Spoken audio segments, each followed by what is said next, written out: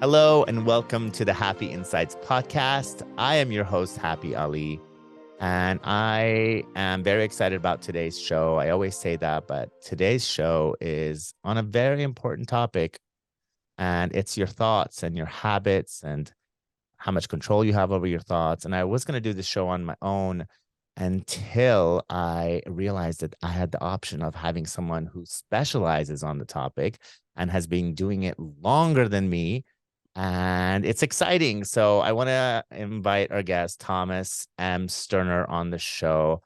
Hi, Thomas. How you doing? It's great to be here. Hi, I'm very good. I'm so thrilled to have you. And I'm going to give you a little quick introduction of who Thomas is. Thomas is the author of The Practicing Mind, Fully Engaged, and most recently, it's Just a Thought, Emotional Freedom Through Deliberate Thinking. Thomas is also the CEO of the Practicing Mind Institute. He is an in-demand speaker and coach and works with high-performance industry groups and individuals, including athletes, to help them operate effectively in high-stress situations and experience new levels of mastery. So all that sounds wonderful because you are literally the perfect person to be on this episode. So welcome again. Thank you. I wanted to just jump right in and talk about thoughts because people don't really think or believe or realize that they have control over what is running in their mind and thoughts that are going through their minds. I wanted to ask you a question. Do thoughts think us or do we think them, and how much control do we have over them? Well, the answer is both. We think thoughts and thoughts think us, and we have as much control as we permit ourselves to have, and that we are allowed. Controlling your thoughts is a skill, and it's not a skill that most people have learned. Certainly when I was growing up, I was told that your emotion, you didn't have any control over your emotions. And most people, if you ask them, they'll say that they're having thoughts all day long that they don't want to have. And but there really are two aspects to our thinking process. One is a stimulus response, which is what the subconscious does. It looks at the way you're feeling about a situation. In other words, it's watching all the time, and it's looking at what is going on out here and how you're feeling about it. And then it registers that and says, okay, it becomes a habit, that your response to a situation becomes a habit. And so it's a habit of behavior. And that's the thing that's so important for people to understand. You're not the behavior. You're just executing the behavior, and you're not aware that you're actually being thought. So what happens is somebody says something to you that bothers you. The subconscious says, okay, what did he or she tell us to do in this situation? What did they tell us how they want to react? And we're telling it whether we're aware of it or not. The system is always recording. And so it goes and gets that reaction off of the hard drive, and it just plays it out, and we're in the thought. That's when we're being thought, because we're not actually consciously making a decision as to how we're going to handle this particular situation. The other way is when we're creatively thinking, and that's when I would call us the observer, where we are separate from the thoughts. And I tell my clients, understand, I am not my thoughts. I do create some thoughts, but most of the thoughts happen to me because I'm not aware of the process. So once we begin to get outside of the process, then we have the privilege of noticing what our mind is doing without our permission. And then we have the opportunity to change it so that when a certain situation happens, it's our reaction to it is a conscious choice, and it's something that makes us feel good in the situation. Yeah, basically you become the cause of your life and your situation, and you're not at the mercy of everything that's outside of you. I think that's when you become the deliberate thinker, the deliberate creator, and kind of take life into your own hands. That's my philosophy. Well, I had a CEO one time that I was working with, and I said what I just said, and he said he didn't buy into it. He said, I think I'm in control of what I think all day long. And he said, I don't think I'm being thought. And so to make a point with him, I said, did I tell you to talk? You need to shut up and sit there until I tell you to talk. And of course, he had this reaction, which I said, you see, you weren't in control of that reaction. All I had to do is change my tone. I knew I could manipulate you. And what happened when I said that to you is that your subconscious said, how has he told us to react when somebody talks to us this way? He's told us to get defensive. And so we get defensive, and it plays out. And then you're in the emotional content of the thought, and not even aware of it. It's a system and a process that you have practiced over and over thousands and thousands of times. And it's like playing a scale on the piano. You're so good at it that it flows effortlessly, and you're not even aware that you're participating in it. Which brings me to the question, if it's so automated and you do it without really thinking, how do you disrupt the program, and how are you conscious enough to be able to do it? What's the process that you would give for someone who's really having a hard time breaking that, thought habit? Well, you can't change what you're not aware of. And that's just the fundamental starting point. So the very first thing you have to do is learn what it feels like to not be in your thoughts, to just watch your thoughts. And because that's what gives you the point of view and the opportunity to say, this thought is happening to me. I don't like this thought. I'm going to change this thought. I mean, you can have a process of, okay, what are we going to do when you get to that point when you can actually watch the thought and say, I don't want this thought? Because I've asked people, when you have a thought, if you ask yourself, if I could stop this thought right now, would I choose to do that? And, most of the time when we're in stressful situations, for example, we would say yes. But if you're just in the stress, then you don't, and in the behavior, then you don't have the chance to ask that question because you don't have that perspective. So the very first thing you have to do is become thought aware, what I call thought aware. And the only way that I know of that has ever been found is through some form of a simple meditation process, which doesn't take very long. I mean, you can sit in a chair, close your eyes, and watch yourself breathe for 10 minutes a day, and you would be amazed at how quickly you become aware of what your mind is doing. And it's thought awareness training is one of the things that I work with people to get them to that place where they start to notice what their mind is doing without their permission. Once you get to that point, then you can say, what am I going to do when I have a thought that I don't want to have? Well, then that becomes a procedure. When a thought shows up, you recognize the thought and you have a trigger. And the trigger, you have when you see the trigger, somebody, let's just say it's somebody walks in the room that you don't get along with. When that person walks into the room, that's your trigger. When that person starts to talk, you're going to have a response to that situation. And I can tell you that as a pilot, one of the things that they stress is making decisions when you're not in the situation as to what you're going to do when you are in the situation. And so that you can practice them, you can write them down. So in a circumstance like that, what you would do is you would say, when this person triggers me, I ask people if you could do anything in that moment that you want. Do you know what it is? Most people don't. Most people haven't even thought of that. They just think they don't like the person and the person annoys them. So they don't have any idea of, well, if I had the opportunity, if somebody touched me on the head and I could make a choice, I don't even know what my choice would be. So that's the first thing you have to do is say, well, what would I do if I could do anything in that situation? And then when you get to that, you have that knowledge. Then you have what I'll call a rescue mantra, which is, something that is going to intercept the pushback that habit has, because you've reacted this way to this person over and over and over again. So because of that, it's a habit that has a lot of strength to it. And, habits are good and bad. When they're working for you, they're fantastic because they'll push you through a difficult situation. But when they're working against you and you're trying to change them, then you have to realize that they're going to push back because they're basically saying, well, wait a minute, you told us this is what you wanted me to do. And now you're telling me you don't want to do this. And so you have to be prepared for that. So you need something to kind of cut the momentum of the subconscious mind as it pushes back and tries to execute this behavioral habit that is so instilled. And so I like to have some sort of a phrase, and it could be anything. It could be, hey, this is when the fun starts. I mean, I say stuff to myself when I notice this happening. I want something to intercept that motion and the momentum that behavior has, just to give me a chance to take a breath.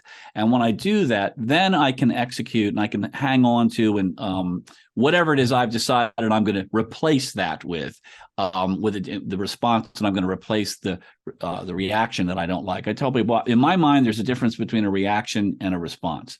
A reaction is just what you do in the situation, and there is not really any consciousness in it. It's just a reaction. But a response has willpower and decision making in it. So I feel it's important that we focus on what do I want my response to be. That's why they call them, first responders. They don't call them first reactors, because they've already decided if they come on a car accident and somebody's got a concussion or head trauma or whatever, they know what they're going to do for that particular situation. And you want to be ahead of it with this too, because it has a lot of strength. And but you can change it. Like I said, it's just a matter of practice. I always recommend to my clients to do mental rehearsal so they can build new wires in the brain and new neurons. And I always put them in that situation and say, hey, let's just say this happened.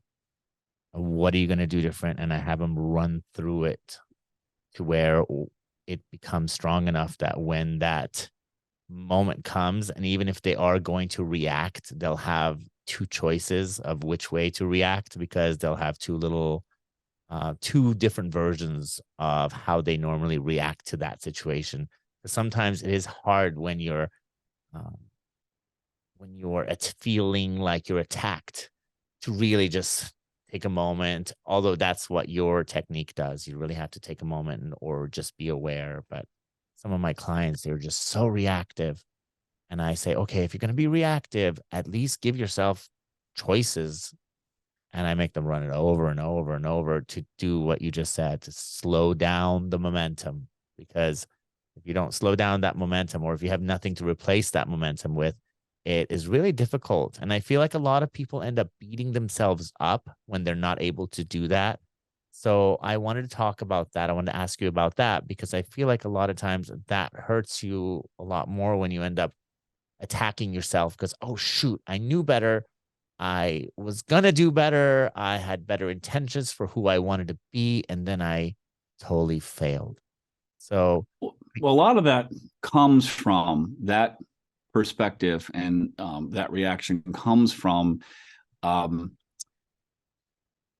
setting goals without accurate data. So in other words, if I said, look, this is the process I want you to go through when this situation happens. Now, I don't know how often this particular situation happens. Maybe it only happens once a week, but you need certain repetitions because it's a skill. And, skill is developed through repetitions with an intentional mindset of what are the mechanics that I want to execute when this particular situation happens. Now, if I told somebody, look, it's going to take you 25 repetitions of this circumstance before you start to get a handle on it. Well, if they messed up in the first 5, they wouldn't feel bad because they go, well, you said it was going to take 25. I think the problem for most people is, it's an analogy I've always used, is that someone says, I want to lose 30 pounds. That should take me 5 days. Well, see, that's a ridiculous goal. But if you don't know it's a ridiculous goal, what's going to happen when you start to try to achieve it? Well, very shortly into it, you're going to see you're nowhere near reaching your goal. And then you begin the negative self-talk. You begin to doubt your ability to accomplish your goals. Your confidence goes down. All sorts of things start to happen when, in fact, you may be moving along very well towards accomplishing losing the 30 pounds. But because you had this idea in your head that you came up with that it should only take 5 days, now you're judging your performance based on false information or bad information. So that's why I say I think it's really important that people understand, look, this is a lifetime skill, and it's something that you practice over and over again, and you just keep getting better and better at it. Musicians, I'm a musician. Musicians don't go, well, I'm as good as I'm going to get, so I may as well just quit. We're spiritual beings, and we have the ability to expand infinitely in our improvement, in our performance, and all sorts of stuff. And that's a blessing. It's the way it's supposed to be. We're not supposed to get to a certain point where that's the end of it, where we've reached the limit of our performance level. So I think it's important with any kind of personal transformation is to look at it like that. Like, there is no point I'm going to get to when I'm as good as I can be at this. And fall in love with the process of getting good at it. Like, because then you're always enjoying the fact that you're working at it. And I also tell people, look, break it down.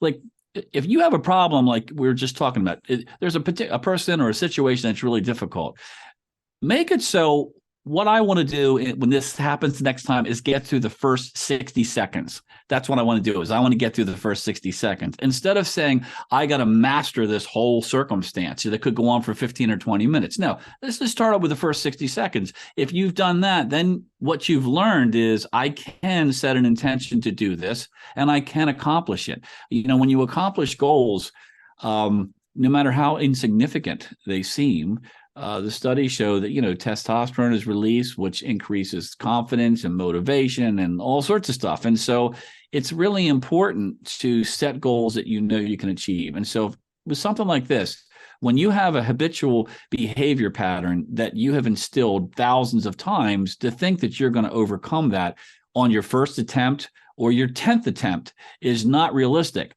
But if you start it and you say, well, I want to get to the first 60 seconds or the first 2 minutes, or I want to get to this point in the process, and then I will reevaluate. Maybe I didn't bite off enough. Maybe I bit off too much, and you just don't judge. You just go, look, I'm just gathering data on how to accomplish this. And when you start out, you don't have any data, so you have to start trying stuff and enjoy the process of doing it and saying, this worked, this could be improved, and stop being so attached to this fictitious moment.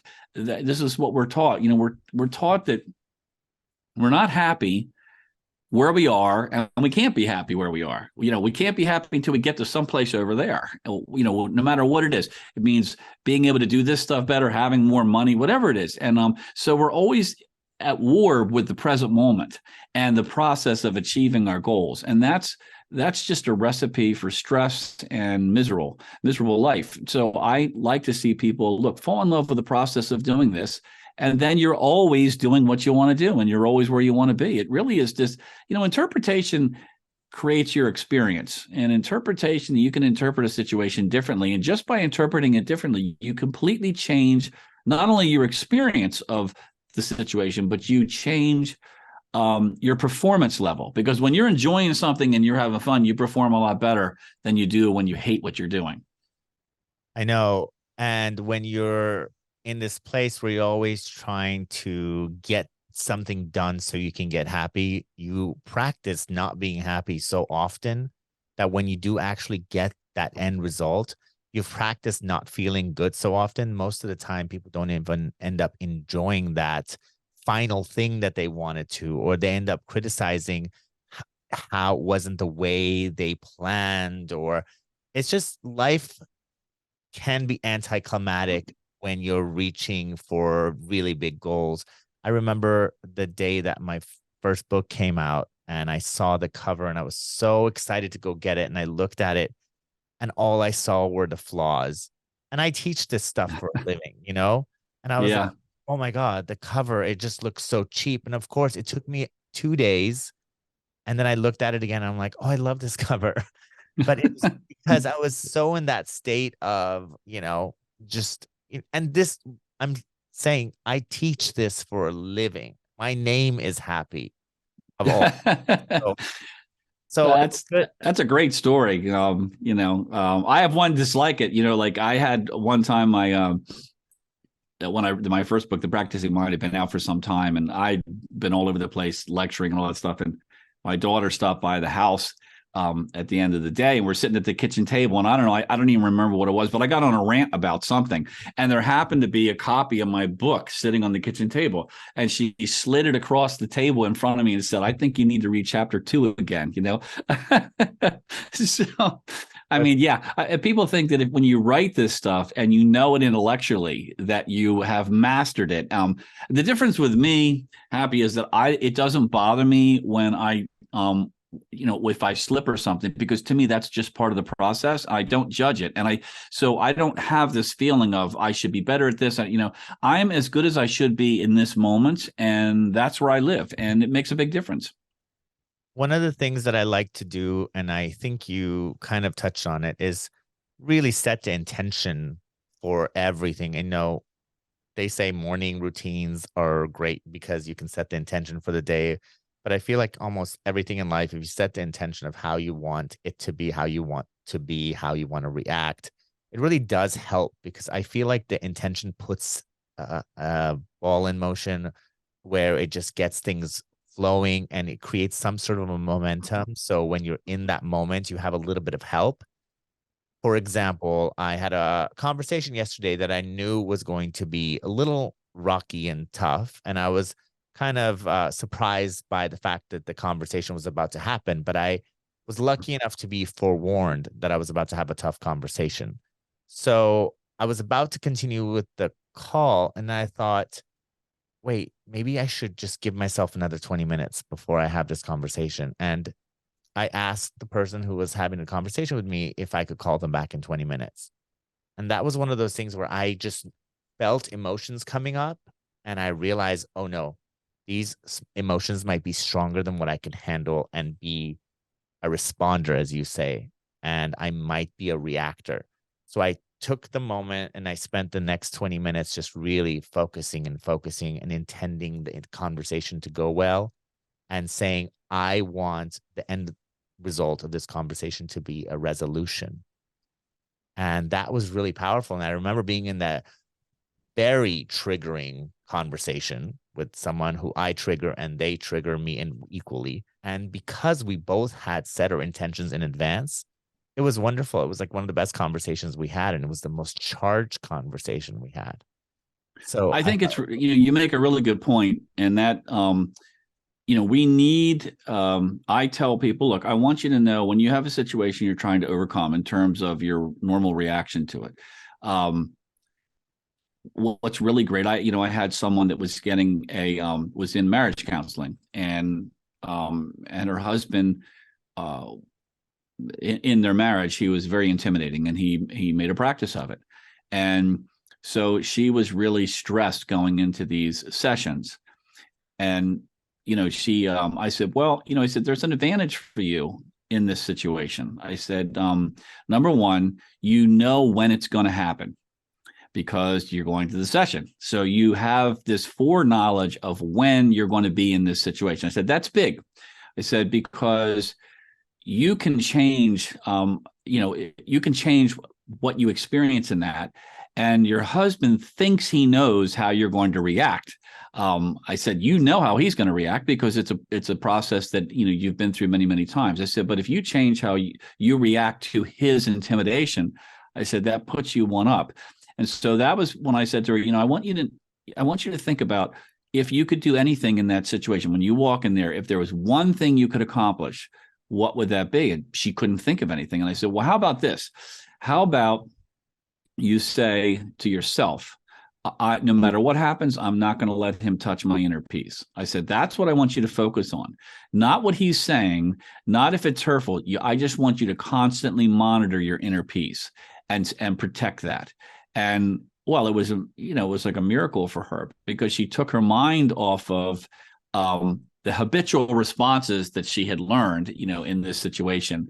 And it gave her a sense of, I can be in control and I can feel comfortable in a situation that I didn't think I could.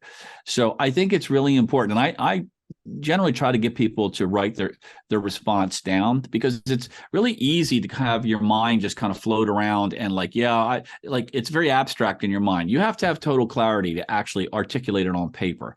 So, and as you said early on, about having people rehearse it, I think that's another thing I do. And I think it's great. And I think it's easier if you're very clear, this is what I'm going to do when this happens. And if I go back to the piloting thing, if you have an engine out, there is a very specific system of thought that you drop into. It's all written out. And, you practice that over and over and over again so that if that situation were to happen, as rare as it is, if it was to happen, you're not in this place that, of course, panic wants to express itself, but because you have something to anchor onto for your mind to grab a hold of and just start doing the A, B, C, and D, it really makes a huge difference in terms of your interpretation and your experience in that moment. So I think that's a great idea.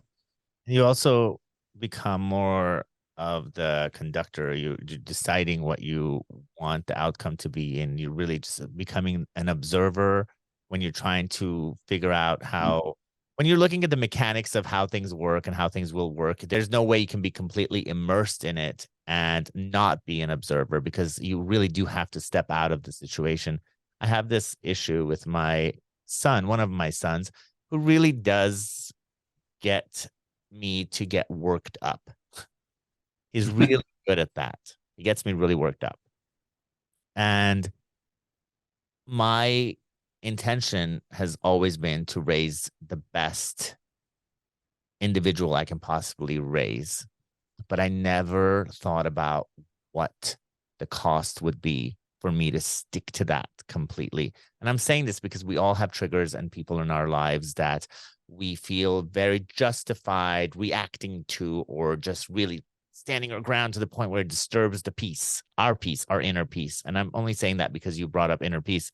And I find that recently I have started putting in the cost as well as my original intention, because sometimes our intention is to be right, or our intention for me in this case is to not raise a spoiled child, because that means I'm going to raise a spoiled adult. So my entire focus and energy has been on making sure that this kid is not raised a brat and spoiled. And I realized that it was costing me something really valuable, which was showing him how to be a peaceful individual being in rough situations, because I was so busy putting my foot down. And just that idea put me on autopilot for a different trajectory of thoughts. And as soon as I reevaluated the moment and doing what you're saying, I think, and observing what's going on, what's happening in my head, and really just seeing, okay, what am I doing? What's my reason? What's the cost? I had to put the cost in. And as soon as I realized, wow, the cost was not worth my original intention, and that the inner peace thing, or the exhibiting piece, was going to be more valuable than what I originally had intended, it's like something just switched in my head, and I started behaving differently. And of course, as a result, my son starts behaving differently, Of course, yeah, because the rest of the yep, world are reactors. The most, just assume everybody's a reactor, not a responder. That's what I always right, say. Just assume. So as soon as you become a responder, and I'm using your terminology because you got right. this amazing book coming out, and I'll talk about it in a second. And I'm using the terminology because it's a really good terminology. I call it reactor proactor. Um, and when you're a responder, it's great because you get to control other people's reactions too. Because as soon as you just choose who you want to be or how you want to act, people get caught off guard and they immediately behave different. And it's usually to your liking, or it favors your reaction, basically. Okay. Well, what I was going to say is that there's an old saying: instead of needing to be right, just be kind. And when you pull yourself, when you feel that need to be right. And I used to be a big time debater. When I was in high school and college, I loved to debate. And at some point, I guess I realized that you never really change people's minds. All you do is go back and forth, and at the end of it, you've expended all this energy. And I became comfortable with not needing to prove that my point of view was right. And I know what I think is right, but by being kind to the person, going back to what you were saying, their reaction to your energy is completely different, and it really does change the conversation. And I think it's a really important thing to ask yourself sometimes, when you're in those confrontational situations. Am I coming from a place where I need to prove I'm right? And am I going to prove I'm right? Because that's another thing, as we just said, like most of the time, you don't change somebody's mind. I don't care what it is, whether it's politics or science or whatever. I mean, even the best scientists in the world argue with each other, and they disagree with their point of view. So my point is, at the end of the day, what we want is to feel comfortable and happy, not only within ourselves, but around other people. And so I think it's really important to ask yourself, to check in with yourself and say, and you can only do that you can only do that if you're the observer. The observer is who you really are. The observer, and that's what I really work with people, is to understand you are not your thoughts. You make thoughts, you create thoughts when you need to accomplish things, to analyze things, but you're not your thoughts. And you're outside of the whole thought energy. And when you can experience that, like people say, what is that like? I said, well, if you sit quietly for a certain amount of time during the day, and it doesn't, like I said earlier, it doesn't take very long, and you just watch what your mind does. And the best way to do that is with some sort of a simple task, asking your mind to I just want you to watch my body breathe. I don't want you to think. I just want you to watch my body breathe. So what'll happen is, within 15 to 20 seconds, the mind will say, this is really boring. I'm a problem solving machine. And if you're not going to give me a problem to solve, I'm going to go find one. And then it just takes off, and it thinks about something that's going to happen in the future, or something that happened yesterday that made you mad. And you just go with it, because that's what you've done your whole life. And then there's this magical moment when you wake up and you realize, I'm not watching my body breathe anymore. I'm doing with my mind, and it's taking me here and there. And then you tell the mind, no, it's like a toddler in a toy store. You just say, come on back. This is what I want you. We're going to walk down this aisle, and this is what we're going to do. And so that's why you want some kind of a simple command, like just a simple task, so you can tell what the mind is doing, whether it's staying on task or not. And then as you do that, when you pull that back, it's in that moment. Most people think that's their failure. They think the failure is when they're chasing their mind. But in reality, that's the moment when you identify with the observer. The observer wakes up and says, hey, my mind, I'm with my mind, and it's not doing what I told it to do. And then your willpower pulls the mind back. And those two things are a repetition that makes you stronger in the observer. And that's why I'm saying you do that, for 10 minutes a day, every day, and you begin to become the watcher of the thoughts, as you alluded to earlier. You're noticing what the thoughts are. And that's when you have freedom, because you're no longer being thought. You're deciding when you're going to think, what you're going to think. And it's an amazing experience. And that's why when people say, well, what does it feel like? Well, if you just do this, you'll know when it happens, so. Well, I think you imparted one of the biggest chunks of wisdom that I think is in this entire episode. And that is, when you think you're failing in the meditation process, or observing or trying to quiet your mind, you're actually succeeding. That's so huge, because I feel like so many people try to quiet their mind, and as soon as they can't do it and they become aware of it, they feel like failures. And I hadn't had anyone speak the way that you did about it, and really just say what you just said. And I think that's such a powerful thing, because then if you feel like you're succeeding every time you become aware of it, then you're more likely to keep at it and keep doing it longer and longer and longer. And then finally, there's a point where you just push past the boredom too. And then something happens, and you come out of the mind and you're somewhere else. And it's this peaceful, amazing. Yeah, that's right. And I think what's, like what I tell people is, look, sometimes when you sit down to meditate, I've been meditating for over 45 years. I've studied all different kinds of meditation. And I can tell you that sometimes when you meditate, your mind will be relatively placid, and it will be fairly easy to follow your breath, if that's what you're doing. Other times, I've been doing it for decades and decades, and my mind is just out of control. And the difference is, it doesn't bother me. To me, it's like, well, here's my chance to work on a busy mind. Like, it's all normal. Everybody has it, no matter how much they practice, it's part of the practice. It's kind of like, I used to sail a lot, and they had a saying that when you leave the marina, you've reached your destination. And the reason was because in sailboating, the reason you pick a destination is so that you can experience the process of sailing. So meditation is the same thing. There is no place you get to in meditation. It's and you never get to a point like and people get uncomfortable about that. They say, like, well, there's no closure to it. You mean I got to do this for the rest of my life? And my response is, well, you brush your teeth for the rest of your life. You don't brush your teeth until you're 35 and go, well, I'm done. Like, you take a shower your whole life. There's all sorts of stuff. You comb your hair. There's all sorts of things you do your whole life. And we're only talking about 10 minutes. So it's not a bad thing that you have to do it. And the benefits to it are just so incredible that believe me, it's worth the 10 minutes. Yeah, and then sometimes when the 10 minutes up, you just want to go again because I find Right. myself, mine is set for 15. I have a timer, and I know sometimes the 15 is so hard to get through, and sometimes I'm like, okay, let's go for round four because it was just so incredible. And you're Yep. strengthening some really serious mental muscles that you need. I noticed, the more I become the observer, the less drama I feel and experience in my life, the more I can go through tough moments and just really come out unscathed, or just go through the whole thing just feeling okay about it because I just can see a bigger picture. I can understand that, oh, wait, these thoughts that are coming through my head or these reactions I'm having are just reactions. And they're just thoughts based on the worst case scenario.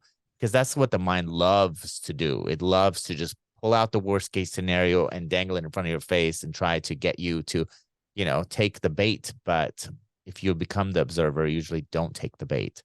Or Well, and I also think that the reason the meditation is good is it proves a point to everybody. And that is, I worked with a bunch of high schoolers one time and I said, we're going to take 2 minutes and I'm going to set a timer and I want you to close your eyes and stop thinking.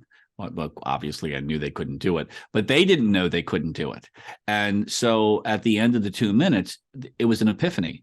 I mean, these kids came out of this thing and they were like, I couldn't do it. I couldn't do it. I kept trying. I kept trying. And I said, well, let me ask you this. If you're telling your mind to stop thinking, you're using your willpower, because you are not the mind, obviously, because you're telling the mind to do something and it's not doing it. I said, then who's in charge? I said, because it's not you. I said, this is what you need to learn. So much of your day, you aren't in charge. And I used to do a program called 5% Thinking, which is, where, the neuroscientists say, what is it, 95% of the day, we're just reacting. We're just playing programs from the subconscious to the stimulus that's going on outside of us. We're only spending about 5% of the day actually critically thinking and creatively thinking. Actually, the observer is doing that. And so, we want to move that number up, like, let's get it to 25%, imagine that, like, from 5%. So I think it's one of the things that is really important for people is to realize how little of the day they are actually in control of what their mind is doing. it is mind-boggling when you think about it. Joe Dispenza says 90% of the thoughts you have today are the same ones you had yesterday.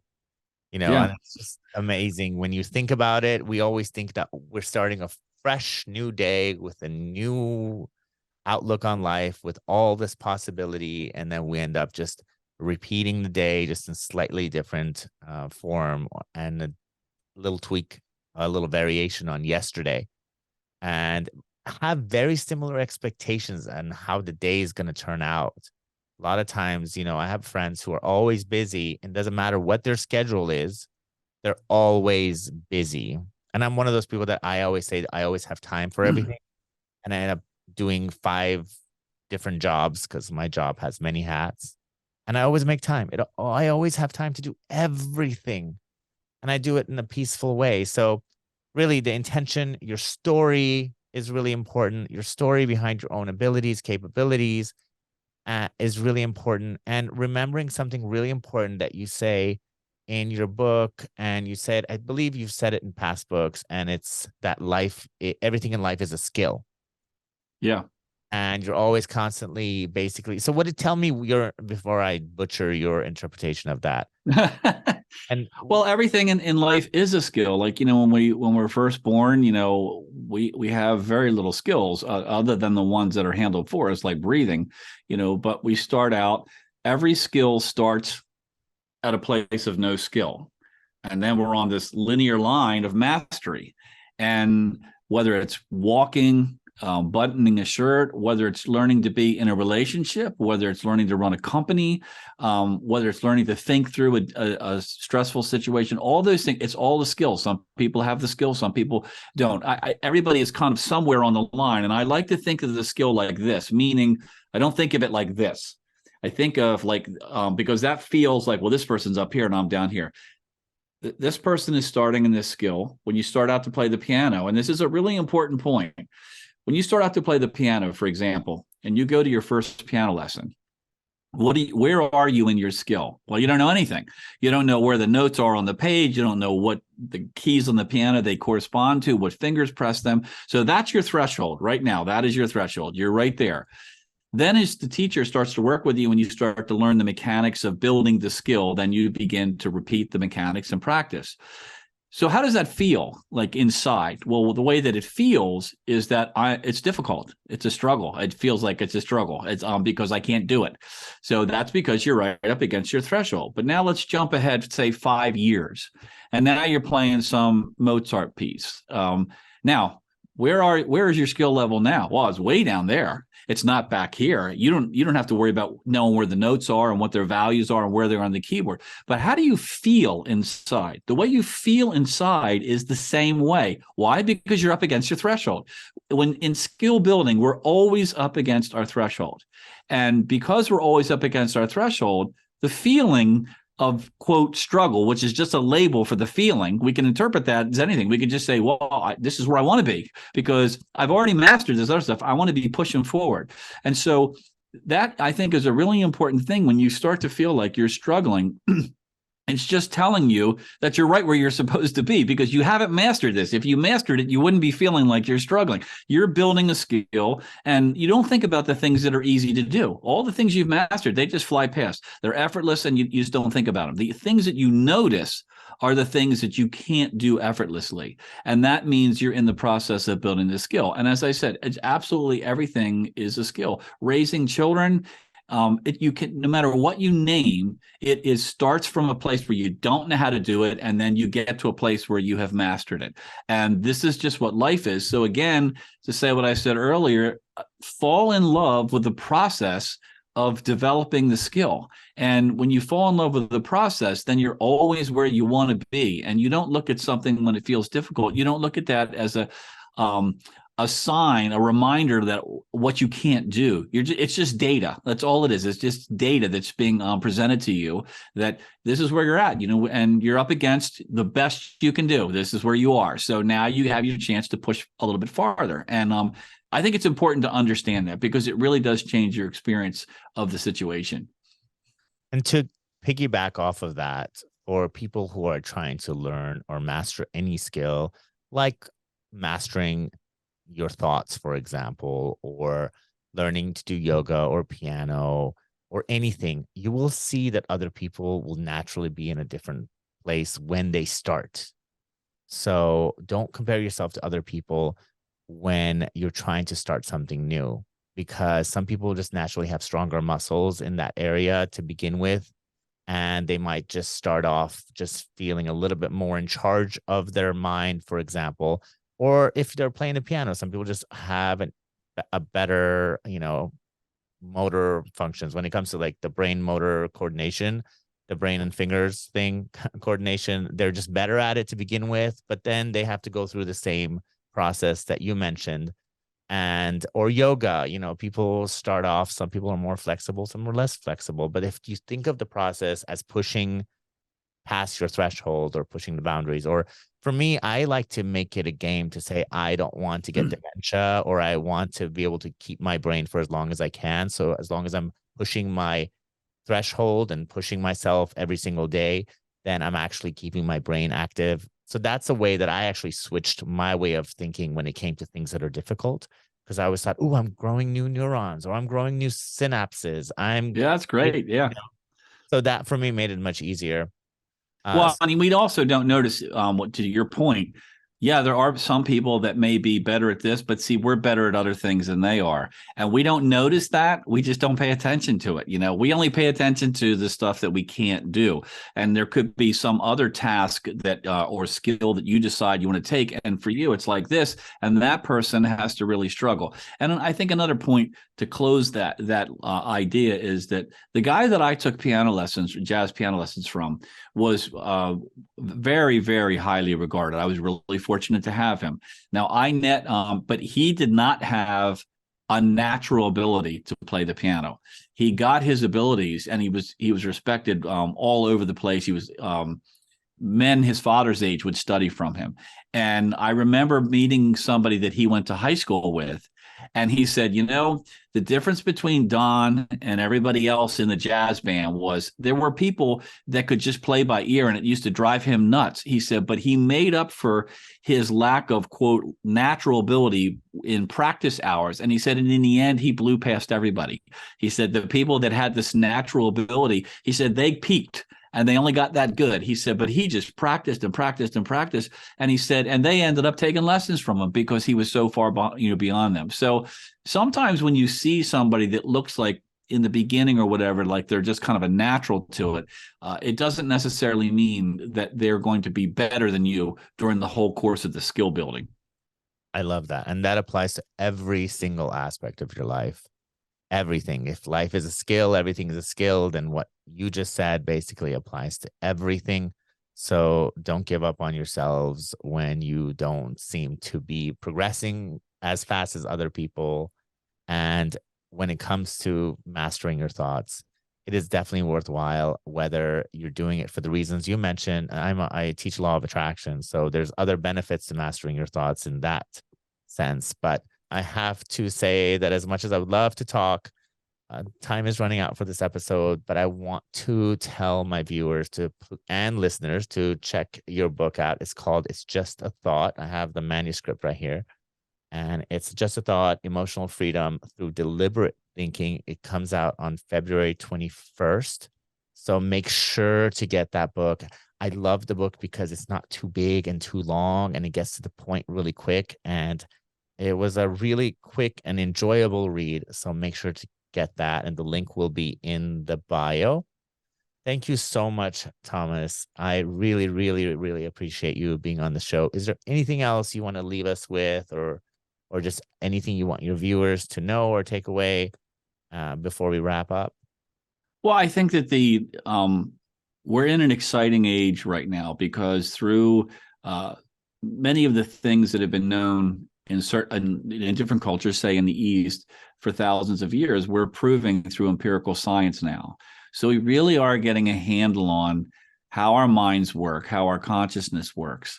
And we're finding that we have incredible powers that we haven't tapped into simply because we didn't know they were there. Electricity has been around since the planet was created, but it's a fairly really recent time period where we have actually used it, but it was always here. It was always available to be used. All the things that we do with it, it was always there. We just didn't know it was there and we didn't know how to use it. Well, I think that this whole mental thing is the same way.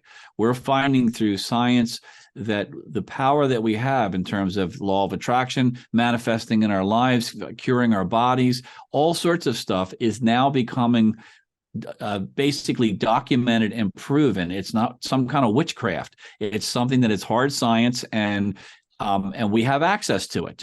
Just like, at some point, we had access to electricity and it changed the world. And I think we're in that place now with the thinking. I think it's understanding our thoughts and the power that we have through our imagination and our consciousness is just unbelievable, really. And it's very exciting. Yeah, I agree with you. Feels like a very exciting time right now. Yeah. Thank you again for joining me. I want to thank everybody for listening and watching. Please make sure to write a review, subscribe, let us know what you think. And thank you so much for listening. Have a beautiful day. Goodbye.